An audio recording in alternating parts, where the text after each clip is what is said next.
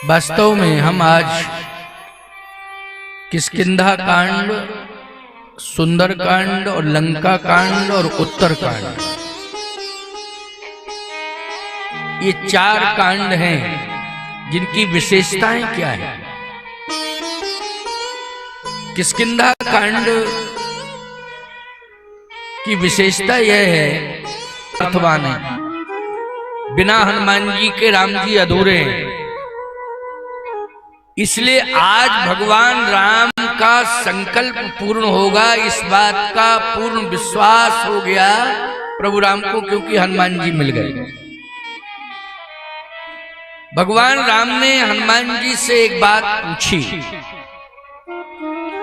कि हनुमान, तुम्हें पाकर के मैं ये विश्वास कर चुका हूं कि मेरा संकल्प पूरा हो जाएगा, लेकिन तुम्हारे मन में भी कोई संकल्प है, क्योंकि मेरा संकल्प तो विप्रधेन सुरसंत हितलीन मनुजवता। तुम्हारा क्या संकल्प है, अपना संकल्प बताओ। हनुमान जी ने कहा, प्रभु मेरा एक ही संकल्प था कि मैं गुरु ऋण से उऋण हो जाऊं। तो आज आपको पाकर के मुझे विश्वास हो रहा है कि आज मैं गुरु ऋण से उऋण हो जाऊंगा। भगवान ने कहा, अभी हुए नहीं हो जाओगे तो होगे कैसे, पहले मुझे ये बताओ। हनुमान जी ने कहा कि मुझे ज्ञान देने वाले सूर्य भगवान, वही मेरे गुरुदेव हैं, उन्होंने एक बात मुझसे कही थी कि मैंने ज्ञान तो दिया है हनुमान, लेकिन मेरे सामने एक सबसे बड़ी समस्या है, वो है मेरी संतान।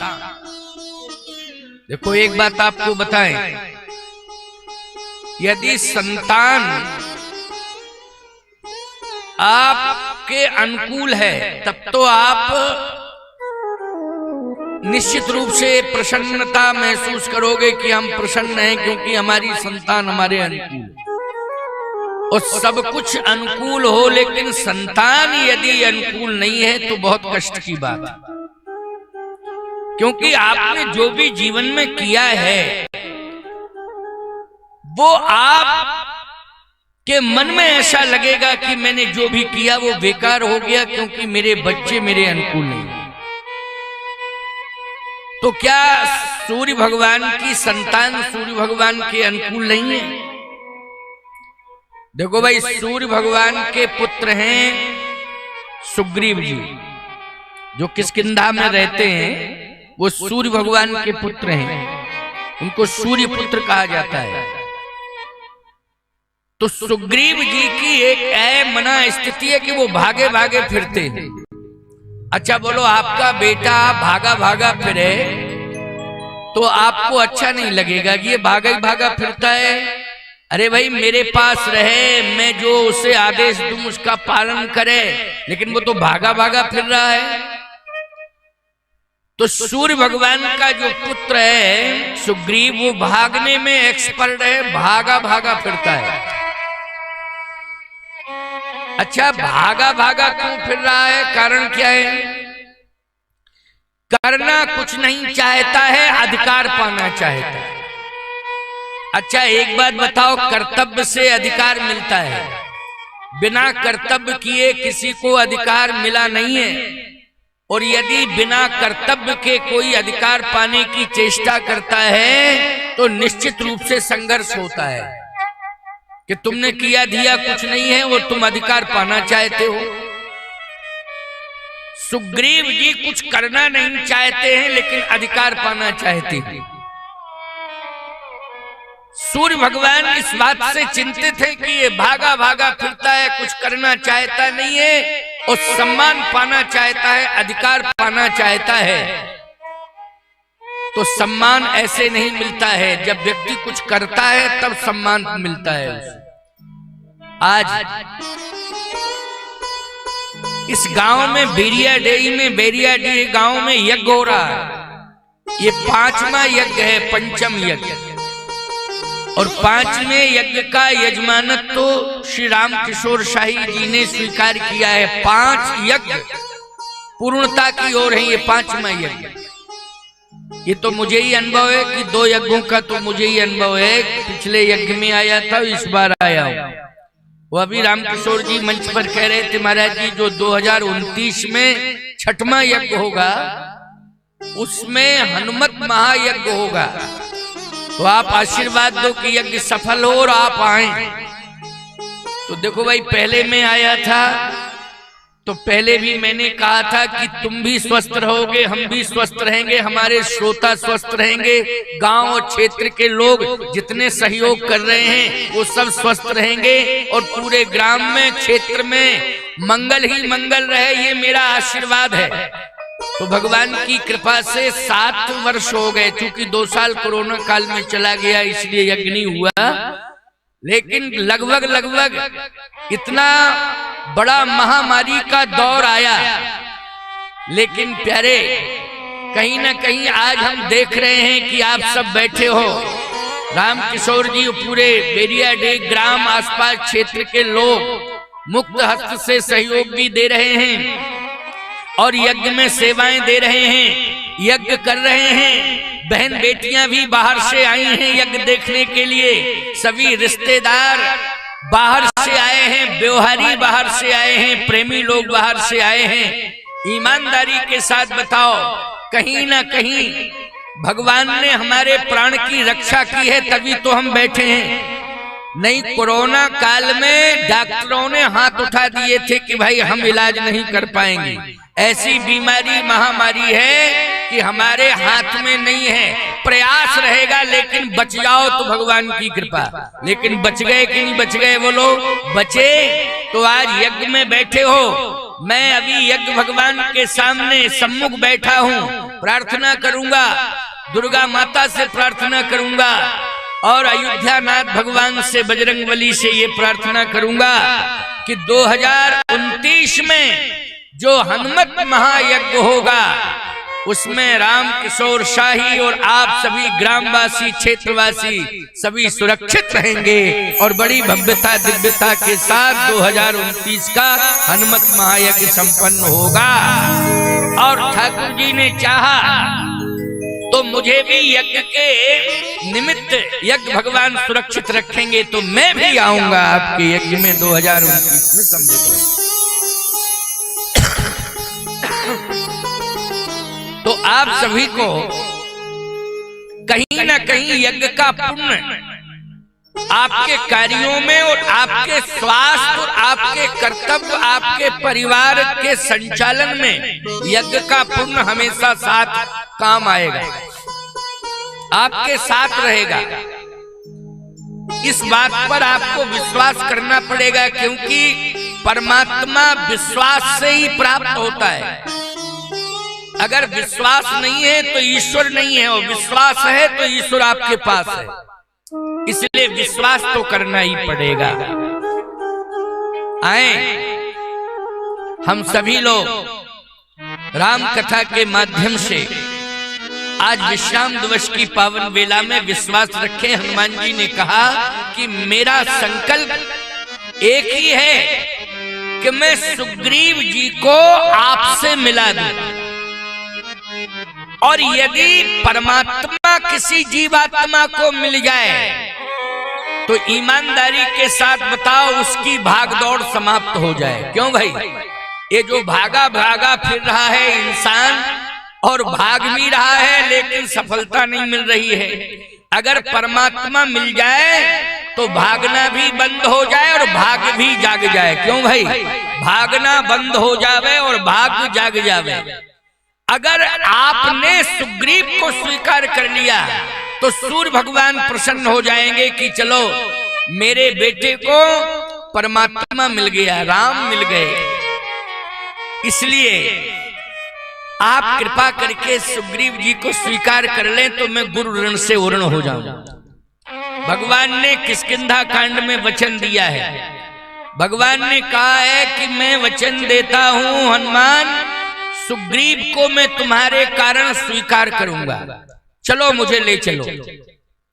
गोस्वामी जी ने लिख दिया, तुम उपकार सुग्रीव कीन्हा, तुम उपकार सुग्रीव कीन्हा, तुम उपकार सुग्रीव कीन्हा, तुम उपकार सुग्रीव कीन्हा, राम मिलाए राजपद दीन्हा, राम मिलाए राजपद दीन्हा, राम मिलाए राजपद दीन्हा, राम मिलाए राजपद दीन्हा, तुम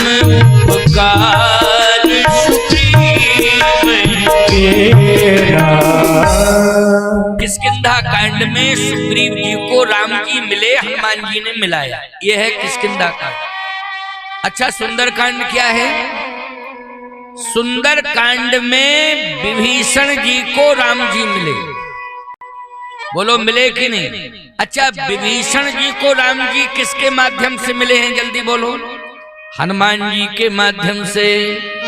तो तुमरो मंत्र विभीषण माना, तुमरो मंत्र विभीषण माना, तुमरो मंत्र विभीषण माना, तुमरो मंत्र विभीषण माना, लंकेश्वर भय सब जग जाना, लंकेश्वर भय सब जग जाना, लंकेश्वर भय सब जग जाना, लंकेश्वर भय सब जग जाना, तुमरो मंत्र विभीषण माना। सुंदर कांड में विभीषण जी को हनुमान जी के माध्यम से राम जी मिले, और लंका कांड में हनुमान जी के माध्यम से विभीषण जी राजा बन गए हैं। बोलो, ये कार्य सफल हनुमान जी के द्वारा हुआ कि नहीं हुआ? तीनों कांडों का संकेत मिल रहा है। किष्किंधा कांड में हनुमान जी के माध्यम से सुग्रीव जी को राम जी मिले, और सुग्रीव जी राजा बने। और सुंदर कांड में हनुमान जी के माध्यम से विभीषण जी को राम जी मिले, और लंका कांड में विभीषण जी राजा बन गए।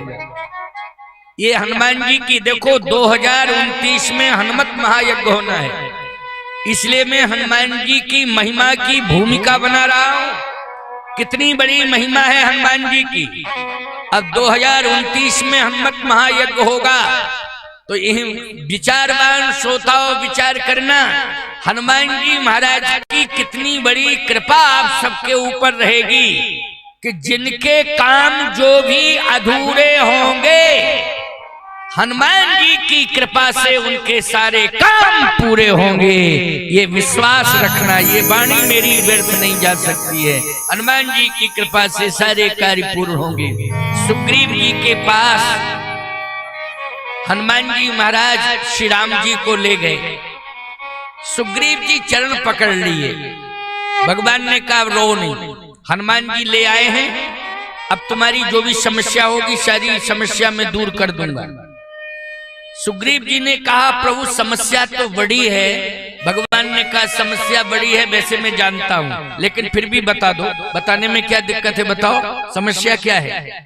सुग्रीव जी ने कहा समस्या यह है कि मेरी पत्नी को बाली ने छीन लिया है। छीनने का मतलब है जबरदस्ती जो है मेरे से दूर कर दिया है, और वो पंपापुर के राजमहल में उसको बंदी बना करके रखता है, बंदी बना के। अब देखो, बंधन में बांध लिया है, बंदी बना के रखा है सुग्रीव की पत्नी रोमा को, उसका नाम है रोमा, बंदी बनी बैठी है। सुग्रीव मिल नहीं सकता है अपनी पत्नी से। बाली ने कहा कि सुग्रीव यदि यहां आ गया तो जिंदा नहीं बच सकता है, और उसकी पत्नी रोमा से कहा बाली ने कि खबरदार, अगर तूने एक बार भी नाम लिया कहीं सुग्रीव का तो याद रखना इतनी यातनाएं दूंगा तुझे कि जीवन तेरा किसी काम का नहीं रहेगा। भय, मैं एक बात कहता हूं, घर के अंदर कभी भी तीन के आंसू नहीं निकलना चाहिए। आप कहो महाराज कौन कौन तीन के आंसू? एक तो माँ के आंसू नहीं निकलना चाहिए, दूसरा पत्नी के आंसू नहीं निकलना चाहिए, और तीसरा बेटी के आंसू नहीं निकलना चाहिए। माँ के आंसू निकलने का अर्थ है कि माँ की सेवा नहीं हो रही है, इसलिए माँ दुखी है।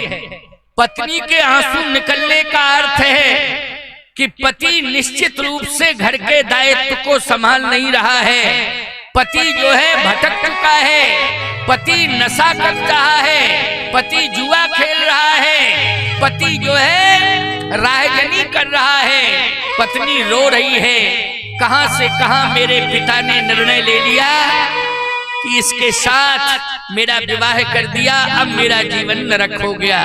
कभी भी पत्नी के आंसू निकलना नहीं चाहिए, माँ के आंसू नहीं निकलना चाहिए, और बेटी के आंसू नहीं निकलना चाहिए कि बेटी इतनी ज्यादा उम्र वाली हो गई कि तुम उसका समय से विवाह नहीं कर रहे हो। याद रखना, यदि समय से किसी भी बेटी का विवाह बाप नहीं करता है तो धर्मशास्त्र में सबसे बड़ा अपराधी माना जाता है। समाज के लोग भले ही कुछ भी कहें, लेकिन धर्मशास्त्र में वो बहुत बड़ा अपराधी माना जाता है। इसलिए दो बातों पर विशेष ध्यान देना है। एक तो बच्चों को पढ़ाइए, शिक्षावान बनाइए, बच्चों को शिक्षा से जोड़िए, और समय से अपने बच्चों का विवाह कर दीजिए। इन दो बातों का विशेष ध्यान रखिए। ये मत सोचिए कि हम बच्चों को धंधा क्या करावें, रोजगार व्यापार क्या करावें। बच्चे तुम्हारे पढ़ लिख जाएंगे तो तुम्हें चिंता करने की जरूरत नहीं, खुद ही रोजगार व्यापार खोज लेंगे। बोलो खोज लेंगे कि नहीं खोज लेंगे? स्वयं ही रोजगार मिल जाएगा, स्वयं व्यापार मिल जाएगा। इसलिए बच्चों को शिक्षित बनाना है, चाहे बेटा हो चाहे बेटी हो। अपने घर के खर्चे कम कर दो, अपनी सुविधाओं को कम कर लो, लेकिन बेटा बेटियों को समय से पढ़ाइए। जब वो पढ़ लिख जाएंगे निश्चित रूप से वो स्वयं व्यापार करेंगे, स्वयं बिजनेस करेंगे, कुछ ना कुछ निश्चित रूप से करेंगे ही करेंगे, क्योंकि आपके द्वारा दी हुई शिक्षा व्यर्थ नहीं जा सकती है। और समय से बेटी बेटा का विवाह करिए। ये दो कर्तव्यों पर विशेष रूप से ध्यान देना है। आज सुग्रीव की पत्नी बंदी बनी पंपापुर में बैठी है, रो रही है। अच्छा बोलो, पंपापुर का विनाश होगा कि नहीं? बाली मरेगा कि नहीं मरेगा? इसी अपराध के कारण मरेगा, क्योंकि जीवन में हमारा चरित्र अच्छा होना चाहिए। यदि हमारा चरित्र बिगड़ गया तो हमारा जीवन बिगड़ गया, और चरित्र हमारा संभल गया तो निश्चित रूप से श्री राम और हनुमान मुझे मिल गया, इसमें कोई संदेह नहीं। चरित्र के बल पर ही राम मिलते हैं, चरित्र के बल पर ही हनुमान मिलते हैं। याद रखना, अगर चरित्र सुधरा नहीं है तो आपको न राम मिलेंगे न हनुमान मिलेंगे, और सत्य कह रहा हूं न समाज में सम्मान मिलेगा। इसलिए चरित्र का निर्माण होना चाहिए। बाली ने आज दुखी कर दिया, किसको? नारी जगत को दुखी किया है। मैं कहता हूं उसकी पत्नी स्वयं रो रही है, तारा स्वयं रो रही है। केवल रोमा नहीं रो रही है, तारा भी रो रही है।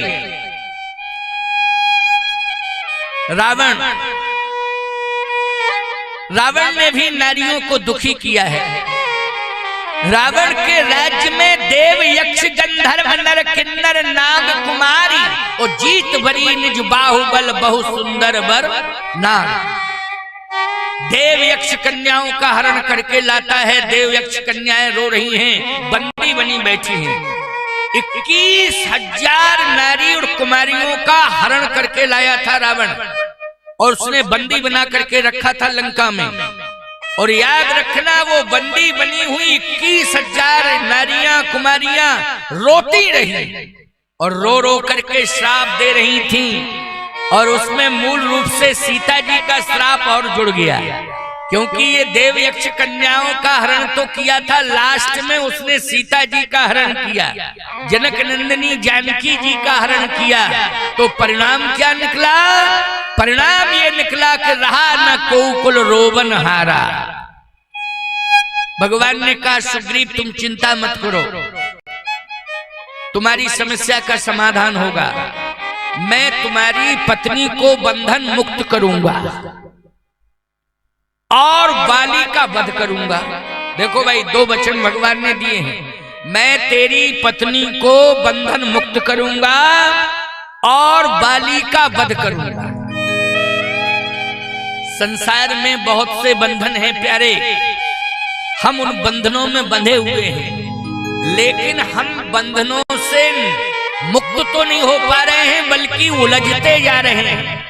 लेकिन हमको अगर बंधन से मुक्त कोई कर सकता है तो केवल परमात्मा कर सकता है। और कलिकाल में परमात्मा का स्वरूप यदि आपको समझना है तो रामचरितमानस में ही समझ सकते हो कि परमात्मा कैसे प्राप्त होगा, कैसे बंधन मुक्त करेगा, हम कैसे बंधन मुक्त हो सकते हैं।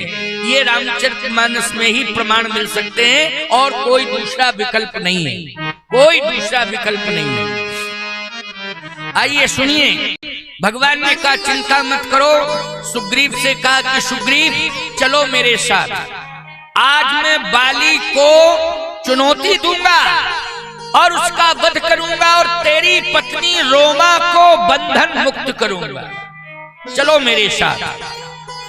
सुग्रीव को साथ लेकर भगवान गए। अब भगवान ने कहा कि बाली दिखाई नहीं दे रहा, कहे महाराज वो तो महल के अंदर है। भगवान ने कहा 14 साल हम किसी के महल में नहीं जा सकते, नगर के बाहर तो हम सब कुछ कर सकते हैं, नगर के अंदर प्रवेश करके किसी के महल में जाके किसी को चुनौती नहीं दे सकते हैं। एक काम करो, एन केन प्रकारेण सुग्रीव तुम बाली को मेरे सामने खड़ा कर दो।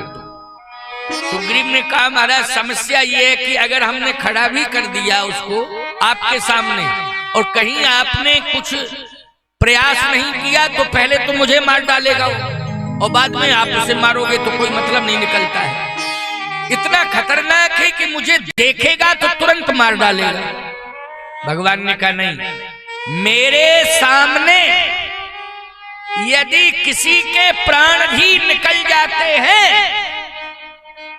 तो मैं उस पर दृष्टि डालूंगा तो प्राण उसके वापस आ जाएंगे। अच्छा बोलो, ये विश्वास है कि नहीं? अगर कोई व्यक्ति निष्प्राण हो गया, मर गया, तो कोई डॉक्टर प्राण नहीं वापस करा सकता, लेकिन परमात्मा चाहे तो प्राण वापस ला सकता है कि नहीं? आप कहो प्रमाण क्या है? प्रमाण है मृतक जियावन, मृतक जियावन गिरा सुहाई, मृतक जियावन गिरा सुहाई, मृतक जियावन गिरा सुहाई, मृतक जियावन गिरा सुहाई, श्रवण रंध्र होए उड़ जब आई, श्रवण रंध्र होए मृतक जियावन गिरा सुहाई, मृतक जियावन गिरा सुहाई, श्रवण रंध्र होए उड़ जब आई, श्रवण रंध्र हुए और जब आई, श्रवण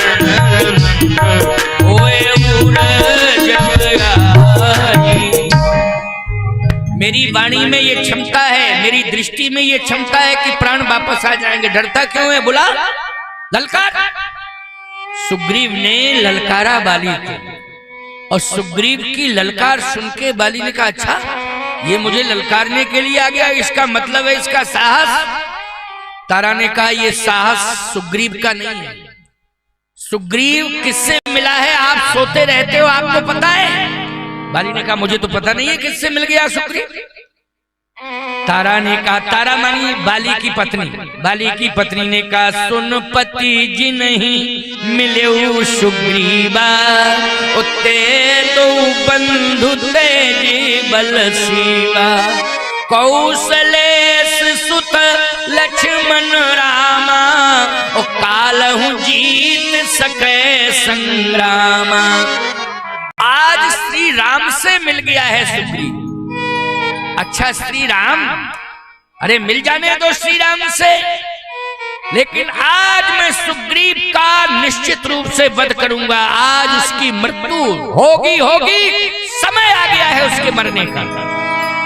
तारा ने कहा, नहीं, सुग्रीव को काल भी चुनौती नहीं दे सकता है, क्योंकि काल का भी काल रक्षा करने के लिए आगे आ गया है।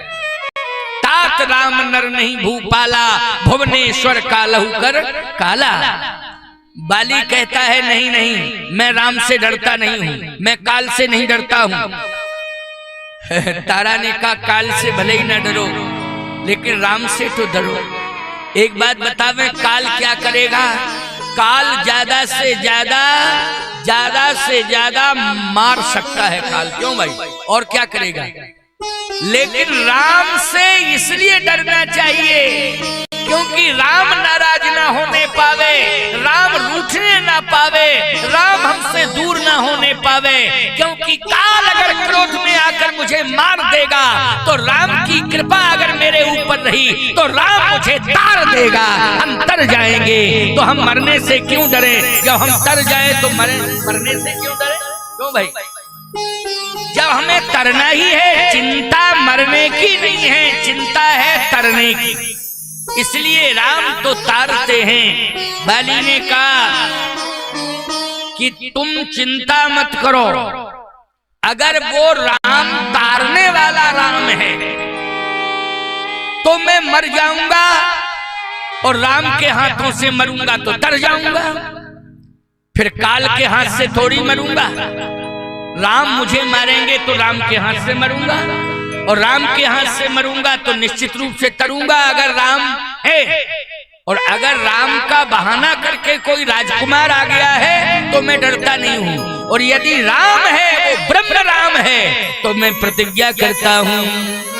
कह बाली सुन भीरु प्रिय, कह बाली सुन भीरु प्रिय, समदर्शी रघुनाथ, जो कदाच मुहि मारी है तो पुण्य हो सनाथ।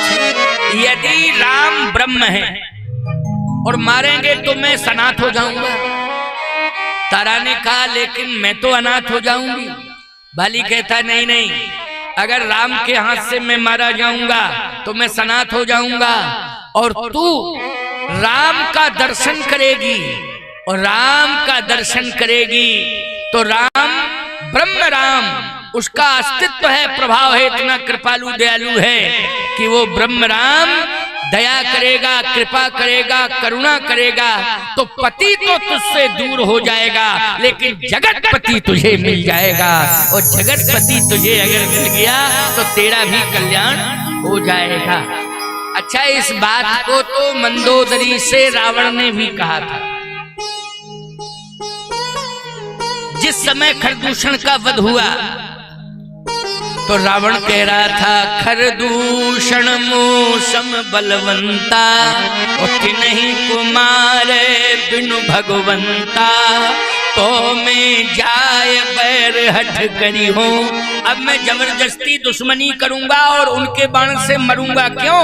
हुई है भजन तामस देहा, ओ मन क्रम वचन मंत्र दृढ़ ये हा। अब मेरे से भजन हो नहीं सकता है, तामसी देह है, अब तो मरना पक्का ही पक्का है, लेकिन राम के हाथ से मरूंगा तो निश्चित राम मुझे मारेंगे और राम मुझे तारेंगे। ये रावण भी समझ रहा है इस बात को, आज बाली भी इस बात को समझ रहा है। इसलिए मैं एक बात कहना चाहता हूं, कान खोल के सुन लो। संसार में ऐसा कोई मनुष्य तुम बताओ जिसने कभी कोई गलती ना की हो, बता दो जरा।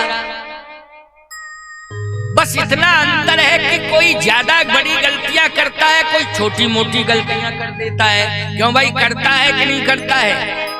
अगर कोई ये चैलेंज करता है कि मुझसे कोई गलती नहीं हुई है और ना मैंने गलती की है, ना कभी की है, ना करूंगा, तो समझ लेना वो परमात्मा ही है, इंसान नहीं, भगवान। और यदि गलती हो रही है, चाहे छोटी सी गलती क्यों ना हो, समझ लेना वो इंसान है।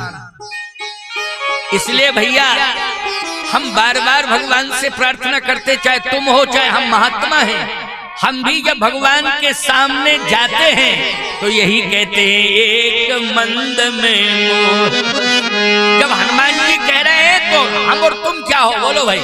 भगवान के सामने हनुमान जी जा रहे हैं तब वो स्वयं कह रहे हैं, एक मंद में मोह बस कुटिल हृदय अज्ञान, और पुन प्रभु मोह विसारे दीन बंधु भगवान। तो हनुमान जी स्वयं कह रहे हैं, वो लोग कह रहे हैं कि नहीं कह रहे हैं? इसलिए हनुमान जी, अच्छा तुम लोग भी, हम लोग सब रोज आरती होती है यज्ञ की, तो क्या कहते हो? विषय विकार मिटाओ संतन की सेवा। इसका मतलब है कि यज्ञाचार्य भी आरती में यही कह रहा है, जजमान भी यही कह रहा है, दर्शनार्थी भी यही कह रहे हैं, परिक्रमा करने वाले यही कह रहे हैं, और हम महात्मा प्रवचन करने वाले यही कह रहे हैं, विषय विकार मिटाओ संतन की सेवा। वो लोग कह रहे हैं कि नहीं कह रहे हैं? विषय विकार, इसका मतलब है कहीं ना कहीं ज्यादा नहीं तो थोड़ा बहुत विषयों का विकार होगा, तभी तो कह रहे हैं, ऐसे कैसे कहेंगे? और सावधानी से मेरी बात को सुनना, समझने की कोशिश करना। अगर अपने आप को सामर्थ्यवान मानने लग जाओगे तो अभिमान खोपड़ी पर नाचने लगेगा, और अभिमान यदि खोपड़ी पर नाचने लगेगा तो याद रखना, तुम इसी जगत में भले ही 9 लाख साल पहले, कुछ लोगों का मत है 11 लाख वर्ष हो गए, कुछ का मत है नहीं 9 लाख, मैं कहता हूं लाखों लाख वर्ष पहले रावण मर के चला गया। लेकिन यदि अहंकार हमारे सिर पर नाचने लग जाएगा तो ईमानदारी से बताओ, ये मानना पड़ेगा कि आज भी हम रावण की तरह हैं, और रावण आज जिंदा है, हमारी खोपड़ी के ऊपर अभिमान बन करके बैठ गया है। बोलो, ये मानना पड़ेगा कि नहीं? इसलिए इस बात का ध्यान रखो कि हमेशा मंदिर से, यज्ञ से, तीर्थ से, संतों से जुड़े रहना। यदि संतों से, तीर्थों से, मंदिरों से, यज्ञों से जुड़े रहोगे तो विश्वास रखना कि जो भी तुम्हारे जीवन में जाने अनजाने में पाप हुए हैं, वो सारे पाप एक दिन यज्ञ भगवान, संत भगवान, तीर्थ भगवान की कृपा से दूर हो जाएंगे और तुम्हें एक दिन भगवान स्वीकार कर लेंगे, मुक्ति जरूर मिल जाएगी। अकरना मकरना नहीं, अभिमान मत करना। नहीं, मैं तीर्थ को नहीं मानता हूँ, मैं यज्ञ को नहीं मानता हूँ, मैं साधु को नहीं मानता हूँ, मैं किसी को नहीं मानता हूँ। नहीं मानते हो तो मरो, जो दिखाई दे सो करो। क्यों भाई? जब मानना ही नहीं है तो फिर जो चुल्लू भर पानी में डूब के मर जाओ, जिंदा रहने की कोई जरूरत नहीं। जब किसी की बात ही ना माननी है, जो ना माने साधु सीख तो लेके कटोरा मांगे भीख। हमारे यहाँ साधुओं में कहावत है, जो ना माने साधु सीख तो लेके कटोरा मांगे भीख। वो दिन आ जाएंगे, दुर्दिन आ जाएंगे। इसलिए सावधान, हमें निश्चित रूप से इस मानव शरीर मिला है, और मानव शरीर अगर मिला है तो नासवान है, नासवान है। तो हमें इस शरीर को भगवान तक पहुंचाना है, भगवान से जोड़ना है, तभी हमें मुक्ति मिलेगी, तभी हम पवित्र होंगे, तभी हमारा कल्याण होगा, तभी हम भगवान के पार्षद बन पाएंगे, तभी हम भगवान के धाम में रहने के अधिकारी बन पाएंगे। जब हम यज्ञ की शरण में जाएंगे, संतों की शरण में जाएंगे, तीर्थों की शरण में जाएंगे, तभी हम भगवान के धाम में रहने के अधिकारी हो पाएंगे। आज बाली को भी स्वीकार करना पड़ा, रावण को भी स्वीकार करना पड़ा। खर दूषण मोशम बलवंता तिन्हीं को मारे बिन भगवंता, तो हुई है भजन न तामस देहा मन क्रम वचन मंत्र दिन यहा, तो मैं जाए बेर हट करे हूं। रावण ने भी स्वीकार किया है, बाली ने भी स्वीकार किया है। कहे बाली सुन भीर प्रिय समदर्शी रघुनाथ, और जो कदाच मोहि मारी है तो पुण्य हो सनाथ। तारा ने कहा तो इसका मतलब है कि आप जाएंगे। बाली ने कहा जाऊंगा, अगर सामान्य राजकुमार है तो मेरा कुछ बिगाड़ नहीं पाएगा, और सुग्रीव को छोड़ूंगा नहीं, और यदि वो ब्रह्म राम है तो मैं मर जाऊंगा और तर जाऊंगा। तारा समझा ही सकती है, समझाया, लेकिन बाली पहुंच गया।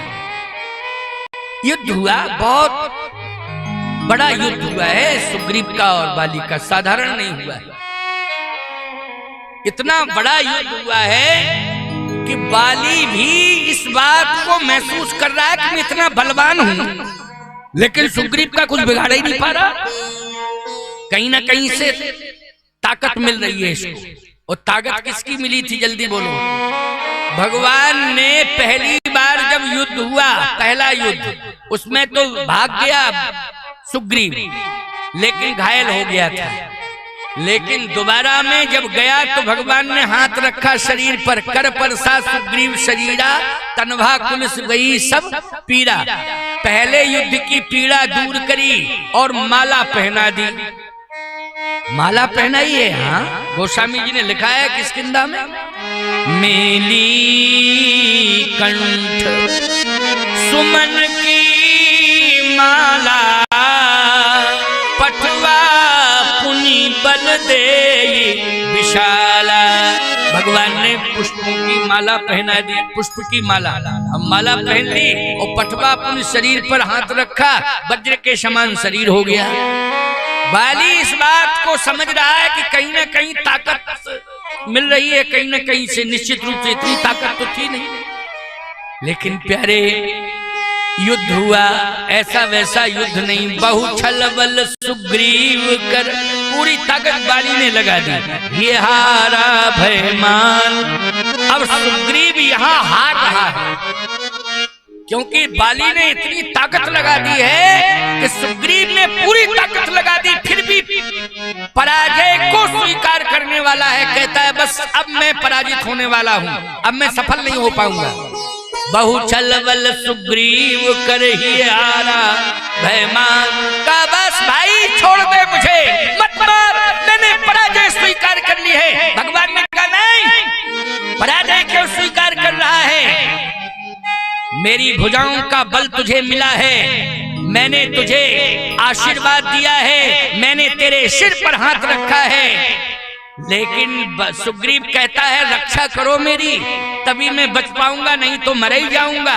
भगवान ने कहा चिंता मत करो, मारा बाली राम तब हृदय माझ सरतार। उसी समय भगवान ने बाण दिया तो मूर्छित होकर गिर पड़ा बाली। भगवान ने कहा क्यों सुग्रीव, अब क्या स्थिति है? बोले बस अब मैं विजयी हो गया। क्यों? बोले अब तो मरने वाला है, मर ही रहा है, बस थोड़े 2-4 मिनट की बात है, मर जाएगा। भगवान ने कहा इतना आसान नहीं है जितना तुम कह रहे हो कि मर जाएगा। कहने नहीं, ये प्राण निकलने ही वाले हैं। भगवान ने कहा अच्छा सही बात है। भगवान जैसे ही पास में पहुंचे सुग्रीव के, और सुग्रीव के पास पहुंचे और बाली की दृष्टि भगवान पर पड़ गई तो पुनः उठ के बैठ गए। भगवान ने कहा क्यों, मरा है? बोल, उठ के बैठ गया, ये मरा है? सुग्रीव बोला नहीं प्रभु, मरने वाला था लेकिन पता नहीं कौन सी ताकत मिल गई कि उठ के बैठ गया। बाली कहता है ताकत तो नहीं मिली थी, लेकिन जब मैंने राम को देखा तो मुझ में ताकत आ गई। तो सुग्रीव बोला आते नहीं 10 मिनट और तो मर ही न जाता, लेकिन 10 मिनट और रुक जाते तो मर जाता, लेकिन आप आ गए तो ताकत मिल गई और लगता है कि प्राण वापस आ गए। वो इतनी बड़ी ऊर्जा, इतनी ताकत मिल गई कि उठ के बैठ गया। भगवान ने कहा कि अब वो तो ताकत मिल गई तो मिल गई। सुग्रीव बोला अब मार दो। बाली कहता है रुको, मारने की बात बाद में करना, पहले ये बताओ मेरे अंदर दोष क्या है और सुग्रीव के अंदर गुण क्या है। मेरे दोष बताओ और इसके गुण बताओ। शायद अगर गुण दोष की व्याख्या श्री राम करने लगोगे तो आप सिद्ध नहीं कर पाओगे मेरे दोषों को, और सिद्ध करके बताओ। भगवान ने कहा सही बात बतावे। सुग्रीव में सबसे बड़ा गुण यह है कि इसने हनुमान जी का साथ नहीं छोड़ा। बोलो, बाली सुग्रीव का सबसे बड़ा गुण यह है कि सुग्रीव के साथ हनुमान, लेकिन तेरे अंदर सबसे बड़ा दोष है कि तेरे साथ अभिमान। अच्छा बोलो, सबसे बड़ा दोष क्या है? जल्दी बोलो, अभिमान। और सबसे बड़ा गुण क्या है? हनुमान। बोलो, है कि नहीं? जल्दी बोलो, समझ में आया करे तो ऐसे कर दिया करो। सबसे बड़ा गुण क्या है? अगर हनुमान हमारे साथ है तो गुण है कि नहीं है? और यदि अभिमान हमारे साथ है तो ये सबसे बड़ा दोष है। अच्छा बोलो, हनुमान किसके साथ? हनुमान सुग्रीव के साथ। अभिमान किसके साथ? अभिमान बाली के साथ है। भगवान ने कहा अभिमान की बात बताओ। मम भुजबल आश्रित जिए जानी, मारा चहसी अधम अभिमानी। जब तुझे ये पता था कि हनुमान तो साथ रहते हैं सुग्रीव के, लेकिन हनुमान के साथ राम भी आ गया है, इसके बाद भी तेरी भुजाओं में इतनी ताकत आ गई कि तू सुग्रीव को मारने लगा। इतना बड़ा अभिमानी है। आज तेरे जैसे अभिमानी को सजा देने के लिए मैं आया हूं। बोल, तेरे अंदर ये दोष है कि नहीं, अभिमान? और बोल, सुग्रीव के अंदर ये गुण है कि नहीं, हनुमान साथ में? बाली कहता है ये बात तो समझ में आ रही है। भगवान ने कहा और सबसे बड़ा दोष बतावे। बताओ, तेरे यहां कितने लोगों के आंसू, कितने नारियों के आंसू गिर रहे हैं? गिनती कर, मैं गिनाता हूं। सुन, कितनी नारियों को तूने रुलाया है, अपमानित किया है। अनुज बधू भगनी सुत नारी, अनुज बहू भगनी सुत नारी, अनुज बधू भगनी सुत नारी, अनुज बधू भगनी सुत नारी। सुन सठिए कन्या समझारी, सुन सठिए कन्या समझारी। ये नहीं कुदेशी विलोकन जोई, ये नहीं कुदेशी विलोकन जोई। आगे बढ़े कछु पाप न होई, तारे बदे कछु पाप न होई। तारे बढ़े कछु पाप न होई, तारे बदे कछु पाप न होई। तारे बढ़े कछु पाप न होई। वधू, आज सुग्रीव की पत्नी जो तेरी अनुज वधू है वो रो रही है, तूने अपमान किया है उसका। बोल ये गुण है कि दोष है तेरे अंदर? बोलो नारियों का अपमान करना ये गुण है कि दोष है? ये दोष है। अनुज वधू, तूने अपमान किया है उसका, सुग्रीव की पत्नी का। भगनी मानी बहन, याद रखना इंद्र की पुत्री विद्युत ज्वाला, इंद्र की पुत्री का नाम है विद्युत ज्वाला, इसने इंद्र की पुत्री का अपमान किया था। अच्छा, आप सबको मालूम है कि इंद्र का संबंध महाराज दशरथ से है कि नहीं? महाराज दशरथ से इंद्र का संबंध है। आप कहो कैसे है? आगे होए जहीं सुरपति ले ही अरद सिंहासन आसन दे।